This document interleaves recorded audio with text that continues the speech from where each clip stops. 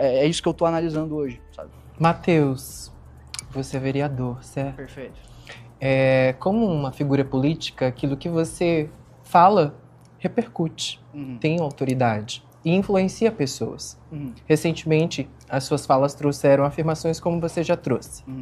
O Pará é um lixo, assim como foi para outra cidade falar sobre uma comunidade que já vive e existe lá há muito tempo, gerando uma indignação não só regional, como nacional, inclusive dentro do seu próprio partido. Que medidas você propõe para que afirmações como essa não virem medidas ou razões para que as pessoas cometam xenofobia com quem vem de fora? Porque é necessário, para além de atiçar até de um jeito neuromarketing falando, é muito fácil atiçar os gatilhos de medo, de escassez, com afirmações como essas, super viralizáveis, mas se esquecer que essa cidade é construída por pessoas migrantes e imigrantes e que podem sofrer retaliações por conta de afirmações como essa. Quais medidas você vai tomar para que coisas como essas não aconteçam com as pessoas migrantes e imigrantes? Só uma questão, como eu disse, eu não esqueci dos migrantes. Eu quero, inclusive, que eles continuem vindo. Eu quero que Joinville se desenvolva e a gente pode ser uma referência internacional em várias questões, se tornando um grande centro urbano através desse crescimento populacional. O ponto é, a gente está aqui justamente num ponto histórico. A gente pode ser um grande centro urbano brasileiro que vai ser uma referência internacional para muita coisa, ou a gente pode ser o próximo Rio de Janeiro. É isso. Esses são os nossos dois caminhos. Agora, eu não acho que a xenofobia vai ser causada por eu constatar uma realidade. O Pará é um lixo. Reafirmo aqui. Pará, a capital de Pará, que é Belém, tem quase 60% da população vivendo em favela. Não é um lugar bom. A favela não é algo bom. Né? E aí, sobre Floripa, o que eu falei? Que a favela é um lixo. E eu reafirmo aqui. A favela é um lixo. A favela é algo que tem que deixar de existir. Não só materialmente, mas espiritualmente falando também. E eu não estou nem indo para os termos religiosos aqui, espiritual no sentido religioso. Eu digo no sentido da alma daquele lugar. A alma que foi criada naquele lugar através da cultura que foi desenvolvida na favela e que é produzida e reproduzida pelas facções, ela tem que ser destruída. E é isso que eu quis falar. Então, e sobre a questão da xenofobia, né? Eu acho que a xenofobia ela vai acontecer e vai acontecer cada vez mais caso a gente não consiga resolver essas desigualdades regionais que a gente tem no país. Porque hoje, o nortista e o nordestino, eles não são simples migrantes que decidiram só se mudar de cidade. Não, eles estão fugindo do lugar deles. Eles são praticamente refugiados. Porque lá, a taxa de homicídio, por exemplo, é maior do que vários países que estão em guerra. Né? Então, eles estão vivendo um banho de sangue num lugar lá na região deles, num lugar onde eles têm que literalmente passar por cima de fezes para ir trabalhar. Sim, o local é um lixo. Então eles estão se refugiando aqui em Santa Catarina e isso está gerando uma série de problemas que são esses problemas que causam a xenofobia. São a partir desses problemas que daí vem o catarinense falar, olha, tá vendo o nordestino fazendo merda? É isso que causa. E não eu constatando um fato, que é o fato de que o Pará é um estado destruído. Eu acho que, na minha opinião, é isso. Então, como que a gente vai parar com a xenofobia no estado de Santa Catarina? Resolvendo os problemas do Pará e de todos os outros estados do Norte e do Nordeste. E assim, eu acho que esse é um problema do brasileiro, inclusive, que muitas vezes a gente fica querendo romantizar coisas que são ruins, porque o brasileiro, ele meio que vai se adaptando a esse ambiente caótico que a gente vive, e é isso aí, né? Tá tudo bom, né? Tá tudo muito mil maravilhas e etc. Cara, a realidade é outra. A realidade é outra. E se a realidade é dura, as palavras vão ser duras também.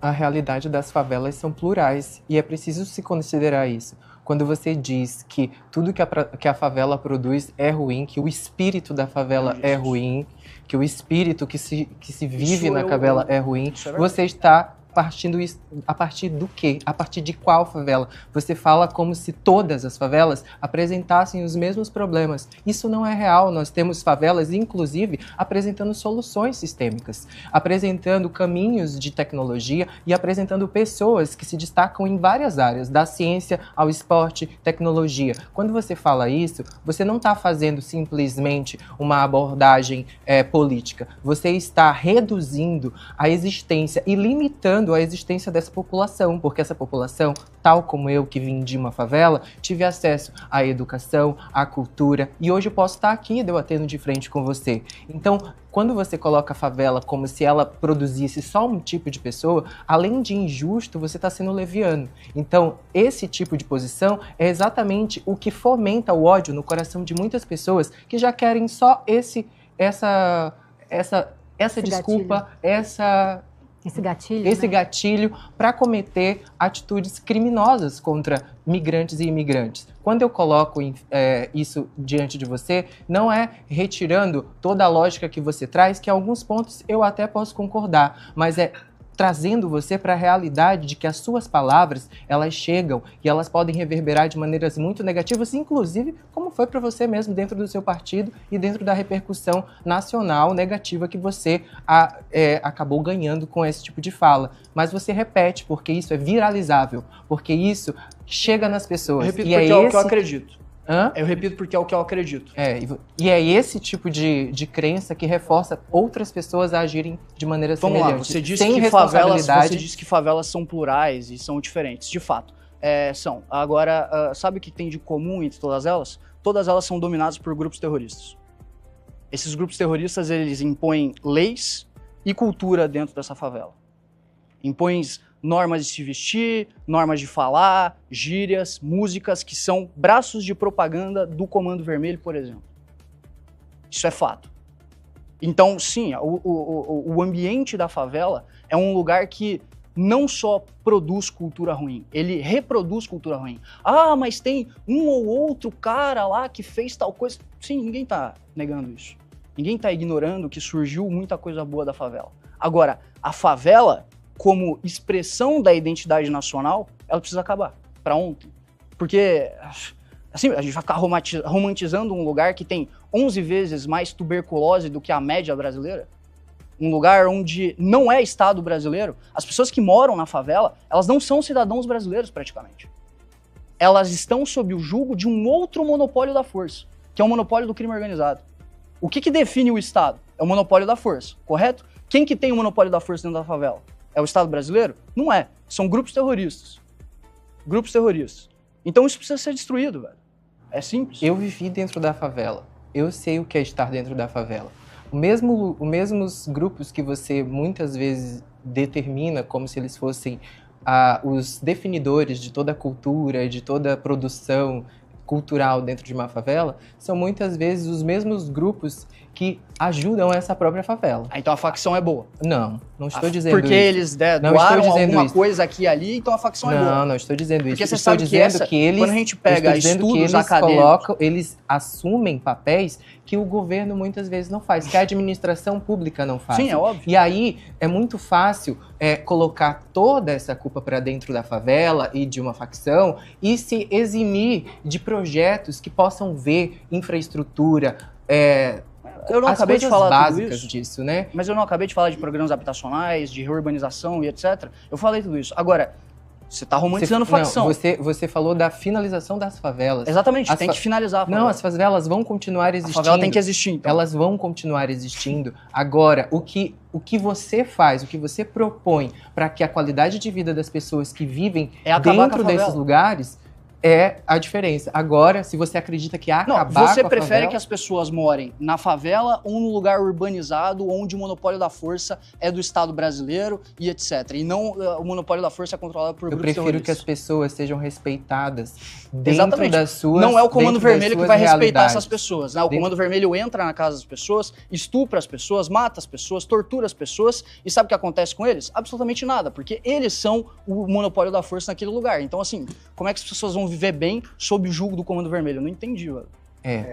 Acho que o que falta para você é vivência dentro das favelas. Você não entende o que é uma favela, você não vive dentro de uma favela. Então, facção é boa. Você fala por fora, Facção é bom, você então. fala de fora. As pessoas que vivem dentro das favelas e que entendem os contextos das favelas vão entender o que eu estou falando. Porque essas pessoas, elas estão ali saindo todos os dias para ir trabalhar nos centros da cidade. Tendo que lidar com um faccionário do Comando Vermelho impondo uma regra que ela não quer respeitar. Pessoal, então assim, ó, esta é a pegada do contraponto. Apresentar ideias e percepções. Porque, como nós falamos antes, né, é uma visão ontológica. O Jesus teve, né, uma história de vida, de percepção, de inter-relação com o espaço, que recebeu essa nomenclatura. Você teve uma outra história de vida, uma observação, um apontamento. O ato de contrabalançar as coisas é que, no contraponto, a gente vai apresentar aos nossos convidados e até nós mesmos, né, perspectivas diferentes.